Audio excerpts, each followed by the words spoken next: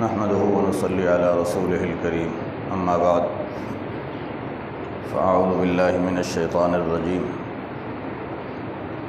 بسم الله الرحمن الرحيم واذكروا الله في أيام معدودات فمن تعجل في يومين فلا إثم عليه ومن تأخر فلا إثم عليه لمن اتقى واتقوا الله واعلموا أنكم إليه تحشرون ومن الناس من يعجبك قوله في الحياة الدنيا ويشهد الله على ما في قلبه وهو ألد الخصام وإذا تولى سعى في الأرض ليفسد فيها ويهلك الحرث والنسل والله لا يحب الفساد۔ اور ذکر کرو اللہ کا گنتی کے چند ایام میں، پس وہ شخص جس نے جلدی کی 2 دن میں تو نہیں ہے کوئی گناہ اس پر، اور جس نے تاخیر کر دی تو اس پر بھی کوئی گناہ نہیں ہے۔ اس شخص کے لیے جو ڈرا اللہ سے، اور ڈرتے رہو تم اللہ تعالیٰ سے، اور جان رکھو کہ تحقیق تم اسی کی طرف ہی جمع کیے جاؤ گے۔ اور لوگوں میں سے بعض وہ ہیں کہ پسند آتی ہے آپ کو اس کی بات دنیا کی زندگی میں، اور وہ گواہ ٹھہراتا ہے اللہ کو اس چیز پر جو اس کے دل میں ہے، حالانکہ وہ سخت جھگڑالو ہے۔ اور جب اس نے پیٹھ پھیری تو کوشش کی زمین کے اندر تاکہ فساد پھیلائے اس میں، اور ہلاک کرے، تباہ کرے کھیتیوں کو اور جانوں کو، اور اللہ نہیں پسند کرتا فساد کو۔ صدق اللہ العظیم وصدق رسولہ النبی الکریم ونحن علی ذلک من الشاہدین والشاکرین والحمد للہ رب العالمین۔ اللہم صلی علی سیدنا محمد النبی الامی وعلی آلہ واصحابہ وسلم تسلیما۔ برادران محترم، ان آیات میں سے پہلی آیت کا خلاصہ تو میں نے کل ہی عرض کر دیا تھا کہ حجاج کرام اپنا 10 ذی الحجہ سے جو اعمال کرنے ہوتے ہیں ان میں رمی جمرات ہے۔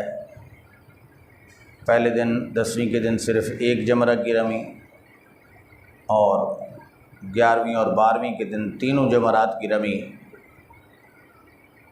فرق یہ ہے کہ پہلے دن کی رمی کا وقت زوال سے پہلے ہے، اور 11ویں اور 12ویں کی رمی کا وقت زوال کے بعد ہے۔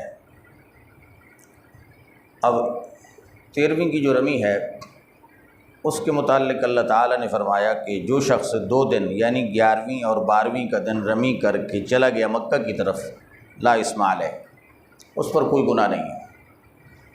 اور جو 13ویں کی شب اور 13ویں کا دن وہاں ٹھہر گیا مینا میں، تو فرمایا اس پر بھی کوئی گناہ نہیں ہے۔ اصل یہ زمانہ جاہلیت کے اندر 2 قسم کے لوگوں کے ذہن تھے۔ ایک ذہن بعض لوگوں کا یہ تھا کہ 13ویں کا دن وہاں مینا میں ٹھہرنا اور رمی جمرات کرنا ضروری ہے، 12ویں کے دن جو جاتا ہے یہ جانا مکہ کی طرف مینا کو چھوڑ دینا یہ ناجائز اور حرام ہے۔ ان کی اس ذہن کی بھی قرآن نے اصلاح کی۔ اور دوسرے بعض لوگوں کا خیال یہ تھا کہ 12ویں کے دن چلے جانا ضروری اور لازم ہے، 13ویں کے دن وہاں ٹھہرنا مینا میں اور جمرات کی رمی کرنا یہ ناجائز ہے۔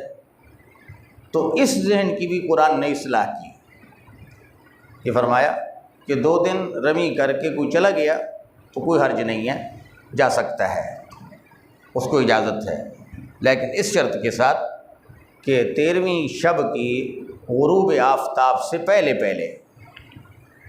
12ویں کی شام عصر تک وہ وہاں سے نکل جائے تو کوئی گناہ نہیں ہے۔ البتہ جس کا سورج وہاں غروب ہو گیا مینا کے اندر اور 13ویں تاریخ شروع ہو گئی، اب اس کے لیے لازم ہے کہ 13ویں کی رمی کر کے بعد میں مکہ کی طرف جائے۔ اب مینا سے بغیر رمی کے نہ جائے، اگر بغیر رمی کے چلا گیا تو اب گناہ گار ہوگا، اب اس پر دم دینا لازم ہوگا۔ تو قرآن کریم نے دونوں نظریات کی اصلاح فرمائی اس میں، اور آخر میں جو جملہ فرمایا واتقوا اللہ واعلموا انکم الیہ تحشرون، گویا یہ پیچھے 8 آیات کے اندر جو بھی احکام حج بیان ہوئے ہیں، یہ جملہ آیت کا ان سب احکام کی یوں سمجھو روح ہے، اس کی روح ہے۔ کس اعتبار سے کہ اے ایماندارو، اے حاجیو، اللہ سے ڈرتے رہو اور اس بات کا یقین رکھو انکم الیہ تحشرون، کہ تم انجام کار کے اعتبار سے اللہ ہی کی طرف جمع کیے جاؤ گے۔ مطلب کیا ہے کہ حج کے اندر اللہ تعالیٰ نے جن اعمال کو آپ کے لیے لازم کیا ہے ان اعمال کو انجام دو، اور جن اعمال سے آپ کو منع کیا ہے حالت احرام میں ان کو آپ کے لیے حرام کر دیا ہے، اس سے اپنا دامن بچا کے رکھو، ان سے اپنی حفاظت کرو، ان احکام کی خلاف ورزی نہ کرو۔ کیوں؟ جب تم نے اللہ کی طرف جانا ہے تو جب اللہ کی دربار میں جاؤ گے نا، تمہیں اس حج کے سفر کا بھی ایک ایک عمل کا حساب دینا ہوگا، ایک ایک عمل کا حساب۔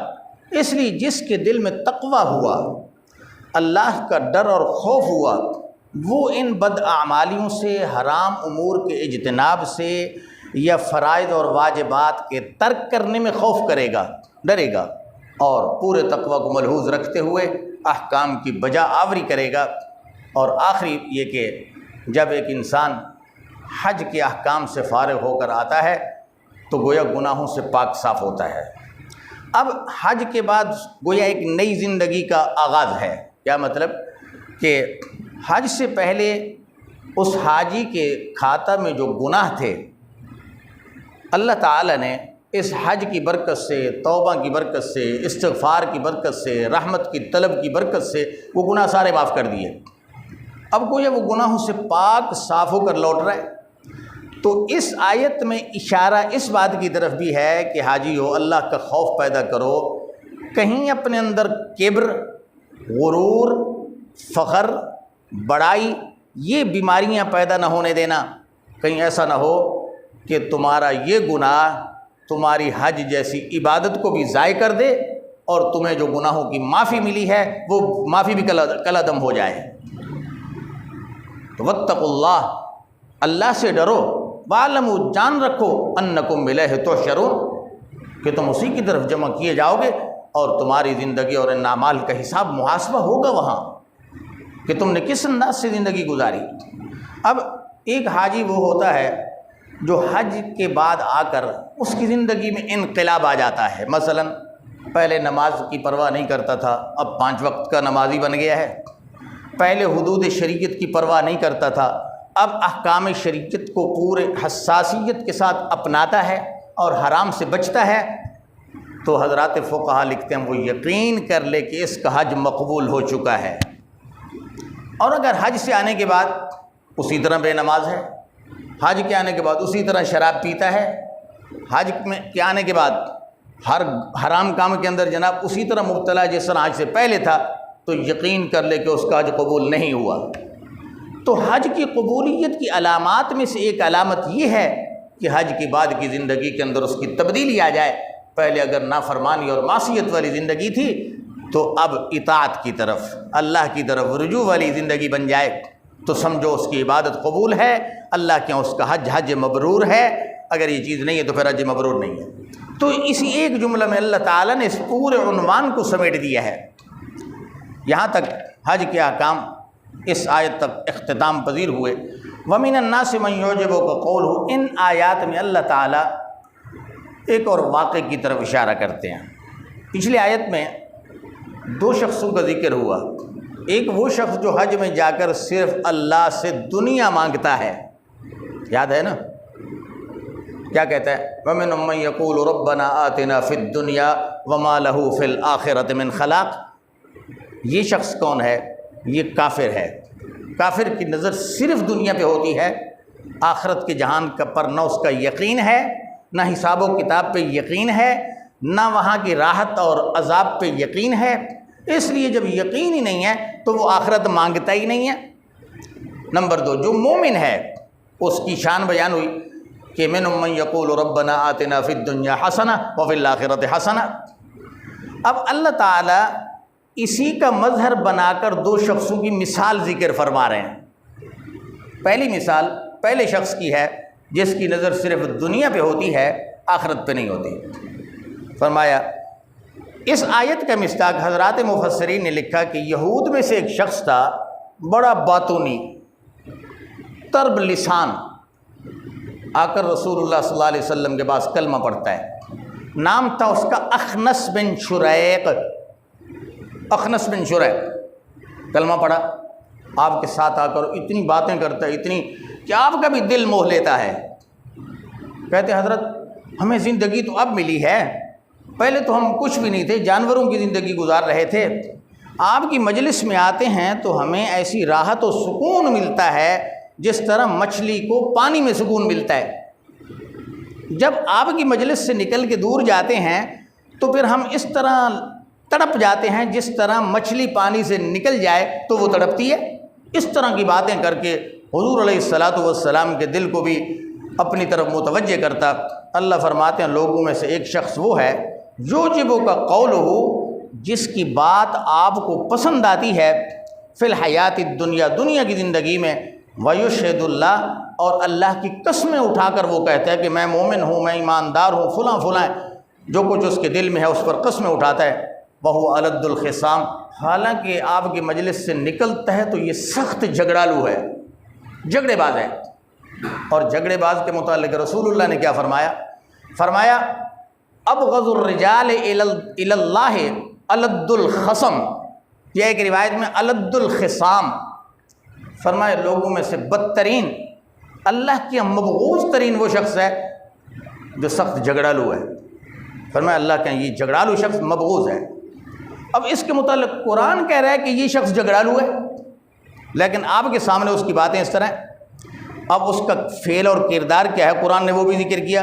اذا تولا، جب آپ کی مجلس سے وہ شخص اٹھتا ہے، سعی فی الارض لیفسد فیہا، تو اس کی کوشش یہ ہوتی ہے کہ زمین کے اندر فساد پھیلائے، صحابہ کے ساتھ لڑنا، جھگڑنا، ان کو گالیاں دینا، ان کو ماں باپ کے تانے دینا، نسلی اعتبار سے ان پر وار کرنا، یہ اس کی عادت تھی۔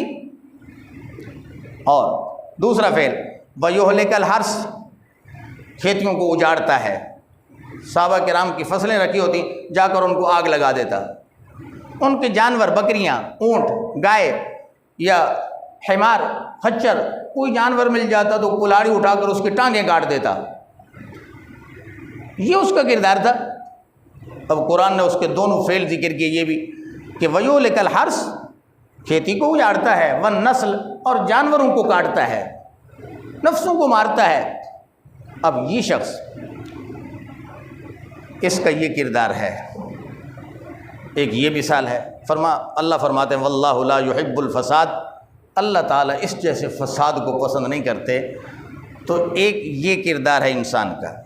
اور آگے فرمایا اذا قیل لہ اتق اللہ، جب اس کو صحابہ کی طرف سے کہا جاتا ہے نا وہ خدا کا خوف کر، خدا سے ڈر، یہ کیوں عمل کرتا ہے؟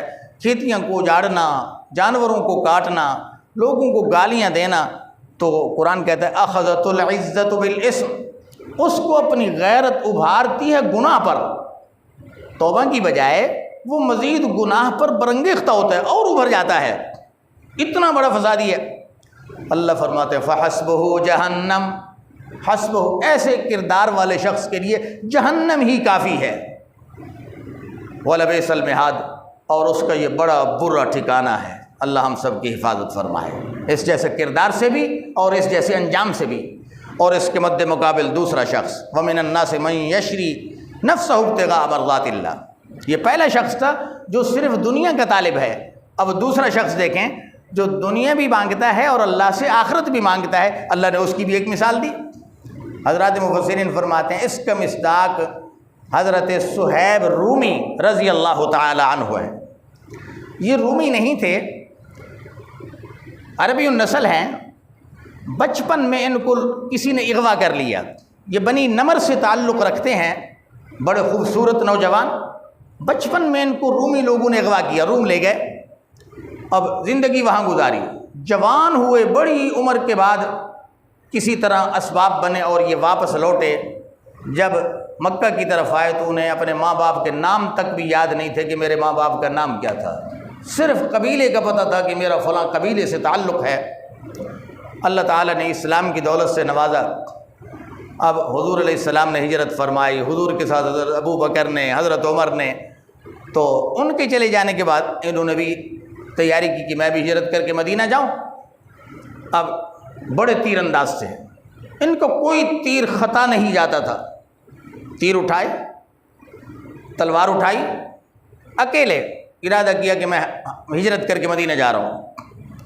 ایک شخص مکی کا قریشی تھا، اس نے حضرت صہیب کا قرضہ دینا تھا کافی سارا۔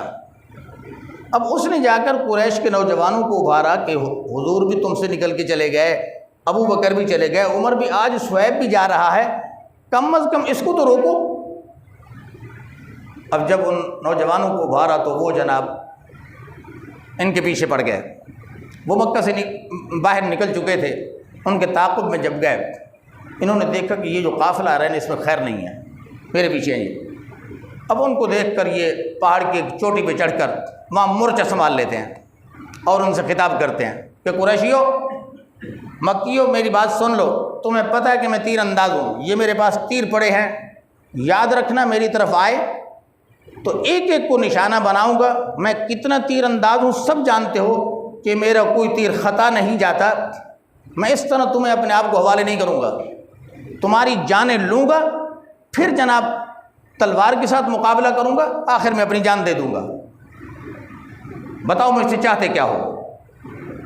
اب وہ شخص جس نے ان لوگوں کو ابھارا تھا کہ جناب آپ کا جو میرے اوپر قرض ہے نا، قرض معاف کر دو، ہم چلے جاتے ہیں۔ حضرت صہیب کہتے ہیں کہ جاؤ، مکہ میں فلاں جگہ میرا مال پڑا ہے، وہ لے لو، قرض بھی معاف، میرا راستہ چھوڑ دو، مجھے مدینے جانے دو۔ سارے مال کی قربانی دے دی، قرض بھی معاف کر دیا، اس کے لیے ابتغاء وجہ اللہ، ابتغاء مرضات اللہ، اللہ کی رضا جوئی کے لیے۔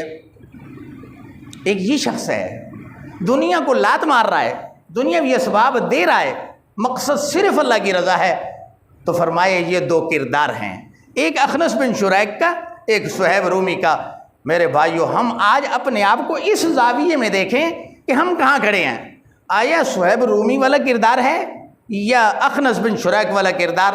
اگر اخنس والا کردار ہے تو پھر فکر کریں کہ ہمارا ایمان بھی ہے یا نہیں ہے، اور اگر صہیب رومی والے کردار کے حامل ہو تو پھر شکر کریں کہ ہم ایمان پہ قائم ہیں۔